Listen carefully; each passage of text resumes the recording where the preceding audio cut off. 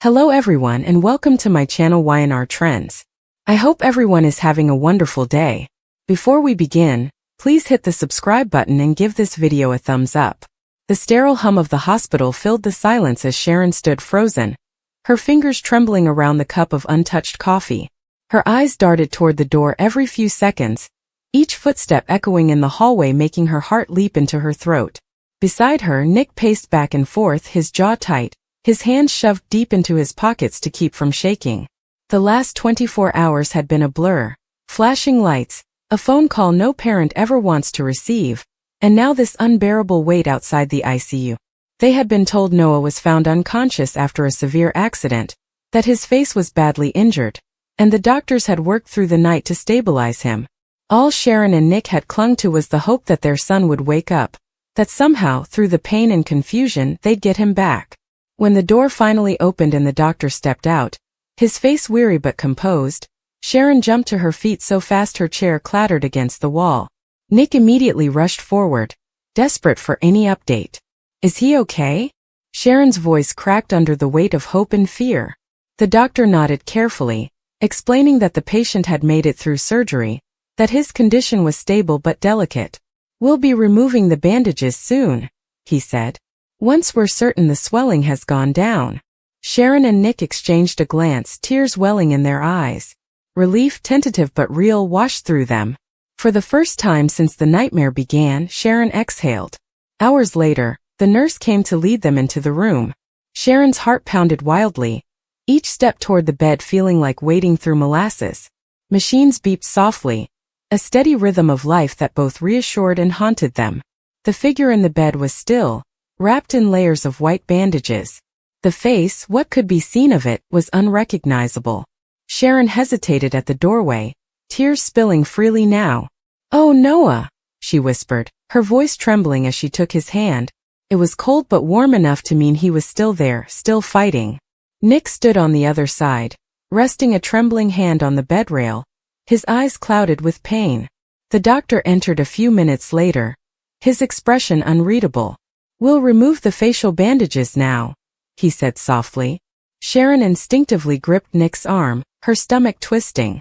She could hardly breathe as the doctor carefully began to unwind the layers of gauze that had hidden their son's injuries. Each turn of the bandage revealed a little more. His hairline, his bruised temple, the edge of his jaw. Sharon bit her lip to keep from crying out, while Nick tried to stay strong, though his eyes glistened. The room was filled only with the slow sound of the bandage unraveling, the moment stretching into eternity. Then came the final layer. The doctor gently lifted the gauze away, revealing the face beneath. Sharon gasped sharply, the sound slicing through the room like a blade. Her heart lurched painfully as she stumbled back, her eyes wide with horror. No, that's not." Her voice broke, trembling violently. Nick froze completely, his mind struggling to process what he was seeing. The man lying in the bed wasn't Noah. It wasn't their son. The room spun as reality crashed into them. Sharon felt her knees buckle, and Nick caught her before she hit the ground. "What do you mean it's not Noah?" he demanded hoarsely, his voice shaking with disbelief. His eyes darted to the doctor, to the chart in his hand, desperate for an explanation. The doctor blinked, clearly startled, flipping through the chart quickly. "What are you talking about? This patient was identified as Noah Newman," he said, confusion and a flicker of alarm crossing his face. Sharon's breathing turned shallow, panic clawing at her chest. "That's not my son," she said, her voice cracking. "That's not Noah." She moved closer, staring at the unfamiliar face. Yes, the injuries had made it hard to tell before, but now that she could see clearly, there was no mistaking it. The bone structure, the eyes, even the small scar by the temple, none of it matched Noah. "Oh my God," she whispered, her hand flying to her mouth. "Then where is he?" Nick turned to the doctor, fury and fear twisting together in his gut. "You've got the wrong person," he said, his tone low but shaking. "You've made a mistake. You told us this was our son." The doctor's brow furrowed deeply as he checked the chart again, flipping through pages rapidly. The nurse at his side looked pale, uncertain. This can't be," the doctor murmured. "We were told the patient's ID matched. There must have been a mix-up after the accident." Sharon's voice rose in panic. A mix-up? You're saying you don't even know where my son is? Her words cracked like thunder, her tears unstoppable now. The nurse rushed to steady her, but Sharon pulled away, pacing the small space as her mind spiraled. Nick was trembling with restrained rage, his hands balled into fists. You'd better find him, he growled. You'd better find my son right now. The doctor excused himself quickly, promising to look into the identification records and contact the authorities immediately. The moment he left, Sharon collapsed into Nick's arms, sobbing uncontrollably. We thought he was lying here this whole time, she cried. We thought he was alive, Nick. What if he's still out there somewhere hurt? Nick swallowed hard, his throat thick. We're going to find him, he said, his voice breaking despite his attempt to sound strong. I don't care what it takes. Meanwhile, in the hallway, the staff scrambled to verify the identity of the unconscious man. The patient had been brought in after a multi-car collision. No wallet, no phone, nothing but a few personal items that had somehow been linked to Noah Newman. But as the team dug deeper, discrepancies started to appear. The blood type didn't match. The height was slightly off. Someone somewhere had made a terrible mistake. Back in the room, Sharon stared at the stranger lying in the bed, guilt and confusion clouding her thoughts. Who was this man? Where was her son? The thought of Noah lying alone, possibly still injured and needing help, tore her apart. Nick reached for her hand, grounding her as best he could, though he too was breaking inside. He's out there, Nick said softly, almost to himself. We just have to believe that. Minutes stretched into hours as they waited for news. Every passing moment felt unbearable. Sharon tried to pray, whispering under her breath, her fingers clutching the small silver cross around her neck. Her mind replayed the accident call over and over, searching for anything she might have missed. Any clue that could lead them to Noah. Nick stepped out to call Victor, his father, explaining the horrifying mix-up. Victor's voice on the other end was low and sharp, already demanding answers, already pulling strings to mobilize his contacts. When Nick returned to the room, Sharon looked up, her eyes red and swollen. What did he say? She asked, barely above a whisper. He's going to find out everything, Nick replied, though his tone carried the same unease Sharon felt. Victor Newman didn't make empty promises. If he said he'd find Noah, he meant it. But even that didn't ease the growing dread inside them both. Then, as if things couldn't get any worse, the doctor returned, this time visibly shaken. Mr. and Mrs. Newman, he began hesitantly, we've reviewed the records. It seems there was an identification error at the scene. The patient brought in under Noah Newman's name was actually another man, possibly around the same age, similar build. We're still trying to identify him. Sharon clutched her chest. And Noah, she whispered. Where is my son? The doctor lowered his gaze. We don't know yet. But we've contacted the police. They're reopening the search along the crash site perimeter. Sharon's body went numb. She turned away, her eyes glazing over. Nick stepped closer to the doctor, his voice deadly calm. You're telling us our son could still be out there, alone, maybe dying because of a mix-up? The doctor tried to explain that the chaos at the accident scene had caused confusion, that another victim's body had been recovered nearby but never properly identified. That single word, body, made Sharon gasp audibly, and Nick immediately cut him off. Don't, he snapped. Don't say that until you know. As the doctor left again to coordinate with the authorities, Sharon began pacing, her mind racing.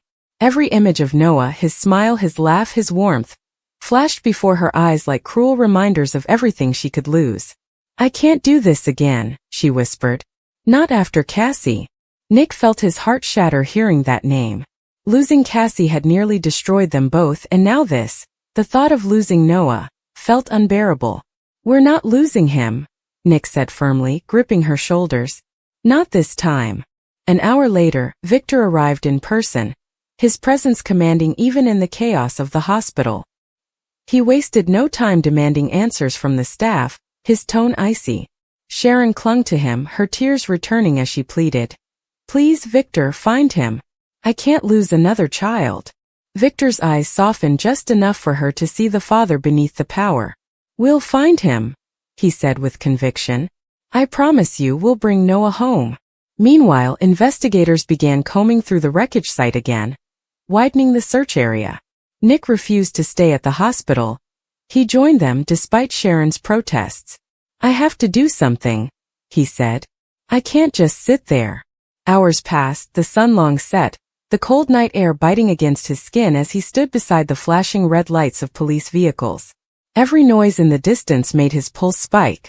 Then finally one of the officers called out. They'd found something. A few minutes later, Nick was standing before a rescue team as they uncovered a second crash victim, barely conscious but alive.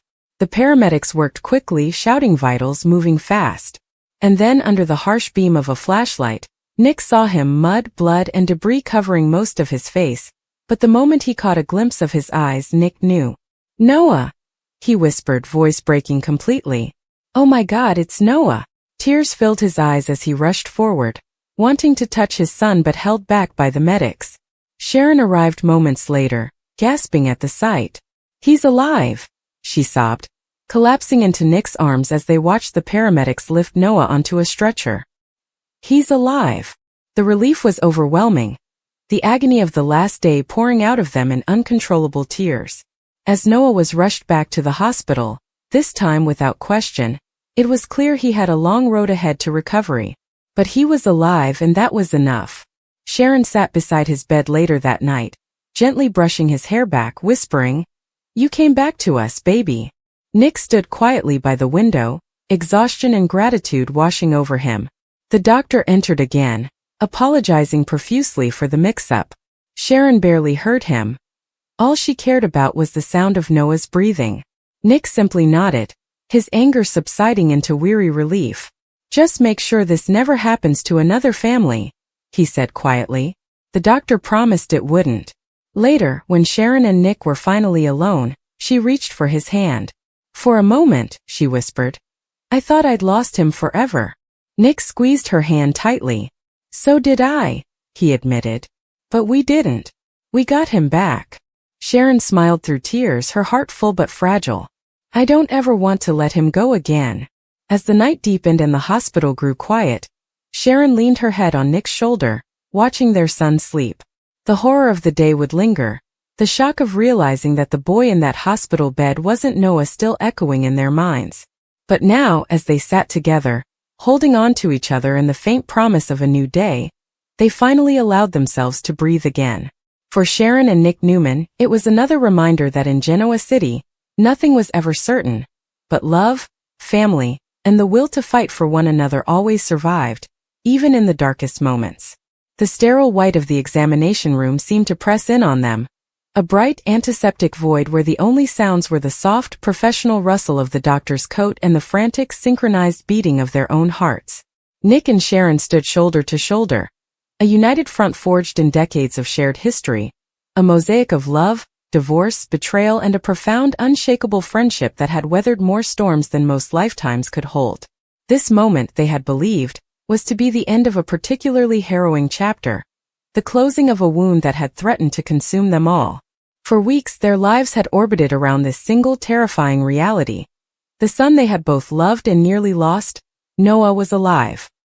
He had been found broken and battered, his memory a shattered pane of glass, but he was home, he was safe, and the physical scars, they were told, were finally healing. The bandages on his face, a constant, grim reminder of the car accident that had stolen his past, were finally coming off. This was supposed to be a moment of catharsis, a step toward normalcy, the first glimpse of the young man they needed to see whole again. Nick's large hand found Sharon's smaller one, his grip tight, a silent transmission of the hope and anxiety that thrummed through him. Sharon leaned into the contact, her eyes fixed on the doctor's movements, her breath held in her chest, a silent prayer for her son's restoration on her lips. The doctor, a calm, methodical man with glasses that reflected the cold fluorescent light, worked with a quiet efficiency that was meant to be reassuring. His fingers, sheathed in latex, carefully snipped and loosened the final layers of gauze and tape that had become a second skin. He spoke in low, measured tones about the healing process, about the resilience of young tissue, about how the minor reconstructive work had gone better than expected.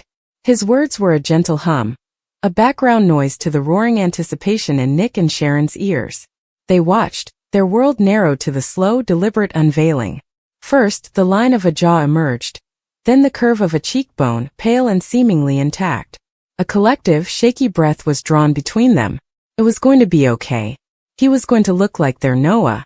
They were ready for the scars, for the subtle changes, for the map of his trauma written on his skin.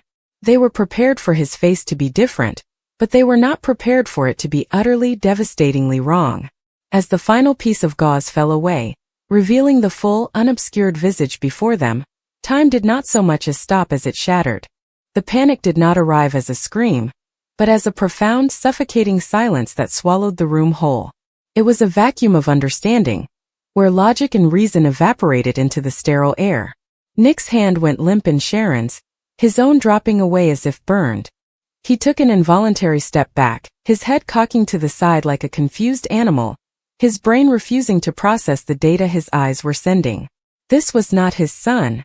The bone structure was similar, yes, the coloring a close match, a clever, cruel approximation, but the details, the intimate geography of a face he had watched grow from a soft, round infant to a handsome, determined young man, were all a grotesque forgery.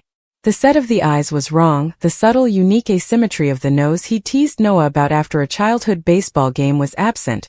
The lips, the brow, every feature was a note played slightly off-key, creating a horrifying symphony of the unfamiliar. This was a stranger wearing their son's face, a doppelganger crafted in some unspeakable nightmare. Beside him, Sharon's reaction was a more visceral unraveling. A small, choked sound, the ghost of a gasp, escaped her lips before her hand flew to her mouth, stifling whatever was to follow. Her eyes, wide with a dawning abject horror, scanned the face, searching, desperately seeking one anchor, one feature, one single undeniable proof that this was her child. She found none. Her mind, a fortress built on a mother's innate, cellular knowledge of her offspring, was under assault. This was not the face she had cradled, the face she had kissed after nightmares, the face that had looked back at her with her own eyes on his first day of school. This was an imposter. Her body began to tremble, a fine, uncontrollable vibration that started deep in her core and radiated outwards, threatening to buckle her knees. "No," she whispered, the word a fragile puff of air. A denial to the universe. "No, that's not him." The young man on the examination table, the one they had visited day after day, spoken to, read to, and poured their hearts out to in the belief that his cognitive silence was a temporary prison, simply looked back at them. His expression was one of placid confusion, tinged with a flicker of anxiety at their palpable distress. He saw two people staring at him as if he were a monster, and he had no understanding of why. He had been told these were his parents, that he was safe with them, and now their faces were contorted in a mask of terror and disbelief directed at him. He lifted a hand, his own, to his newly revealed cheek, as if to confirm what was there, his touch tentative. "Mom? Dad?" he asked, his voice hesitant, the voice that had been the final, convincing piece of the puzzle for so long. But now, even that sounded different to their traumatized ears. The cadence was off, the timbre a hollow echo. Nick found his voice first, a raw guttural sound that was more a command than a question. "What is this?" he demanded, whirling on the doctor. His body coiled tight with a volatile mix of confusion and rage. "What kind of sick joke is this? That is not our son." The doctor, his professional calm finally cracking under the weight of their hysteria, looked genuinely bewildered. He glanced from the chart in his hand to the patient, then back to Nick's furious, pale face. "Mr. Newman, I assure you, these are the injuries we treated. The facial swelling has gone down significantly, which can alter appearance, and there will be some scarring, but—" "Altered appearance?" Sharon cried out, her voice cracking, tears now streaming freely down her face. "This isn't alteration. This is a different person. Don't you see? Look at him. That is not Noah Newman." Her plea was desperate, aimed at a medical professional who could only see a successful healing process, not the cataclysmic emotional destruction it had wrought. The doctor began to speak of post-traumatic perception, of psychological shock affecting their judgment, but his words were meaningless noise. They were trapped in a nightmare, wide awake, with a stranger assuring them that their reality was a delusion. The foundation of their world, which had been so precariously rebuilt since Noah's miraculous return, crumbled into dust in that instant. Every tender moment at his bedside, every whispered hope for his memory's return, every tear shed in relief that he was alive, it was all rendered a grotesque farce. They had been nursing an impostor. They had bared their souls, shared their most private family stories, and offered their love to a complete stranger. The violation was absolute, a theft not just of their son's identity, but of their grief, their hope, their emotional truth. The questions began to swarm, vicious and insidious. This wasn't Noah, then who was he? A random amnesiac plucked from the wreckage and molded into their son? The coincidence was too staggering, too precise. This had to be intentional. This was a plot, a deception of breathtaking audacity and cruelty. The accident itself, which had been reported as a tragic, random event on a rain-slicked road, now shimmered with sinister new possibilities. Was it even an accident? Had Noah been targeted? Was he, in fact, dead, and this a meticulously planned replacement? Or was he still out there, somewhere alive but lost while they were being pacified with this counterfeit? The room seemed to spin, the white walls closing in, as the implications unfolded with terrifying speed. This was not a medical mystery, it was a conspiracy. Someone had gone to unimaginable lengths to make them believe this young man was their son. Someone with resources, with knowledge, with a motive so dark it was, in that moment, unfathomable. Nick's mind, reeling, snapped into a different gear, the protective, ruthless gear of a Newman. His fear began to curdle into a cold, sharp fury. He looked at the young man, the patient, the impostor, with new eyes. Was he a pawn, another victim with his memory wiped and his face altered? Or was he a willing participant in this charade? The innocent confusion on his face seemed genuine, but could it be trusted? Nothing could be trusted anymore. Every fact was now suspect, every memory a potential lie. Sharon, meanwhile, was fracturing under the weight of a dual agony. The terror for her missing son and the horrifying pity for the lost soul sitting before them. A tool in a scheme he likely didn't understand. Her maternal instincts, so fiercely directed at this boy for weeks, were now a tangled, bleeding mess. The doctor, flustered and out of his depth, suggested a psychiatric consult, speaking of Capgras syndrome, a delusion where loved ones are believed to be replaced by imposters. But Nick and Sharon knew, with a certainty that went deeper than bone, that this was no delusion. This was their reality, a nightmare made flesh and blood. They had to get out of that room, out of that hospital, away from the lies. They had to find out the truth.